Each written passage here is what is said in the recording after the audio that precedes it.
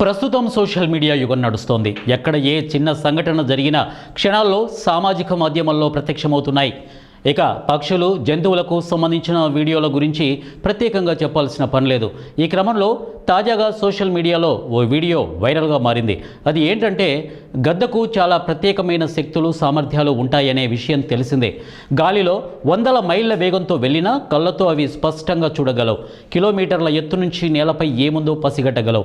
గాలిలో ఏదైనా కనిపిస్తే వెంటాడి మరీ నోటితో పట్టేస్తాయి. ఇక గద్ద చెరువులోని చేపలను లేదా కోడి పిల్లలను ఎత్తికెళ్లడం అందరికీ తెలిసిందే. కానీ ఓ గద్ద మాత్రం నేలపై ఆడుకుంటున్న ఓ బాలుణ్ణి తన పొడవాటి కాళ్ళతో ఇట్టే పట్టేసింది. బాలుని ఎత్తికెళ్ళిపోవడానికి చాలా ప్రయత్నించింది. ఈ తరుణంలో కొంత దూరం ఆ బాలుని ఈడ్చుకు వెళ్ళి ఒకచోట విడిచిపెట్టేసింది. అనంతరం ఆ బాలుడి కుటుంబ సభ్యులు వచ్చి అతన్ని తీసుకెళ్లారు. ఈ ఘటనకు సంబంధించిన వీడియో ప్రస్తుతం సోషల్ మీడియాలో వైరల్గా మారింది.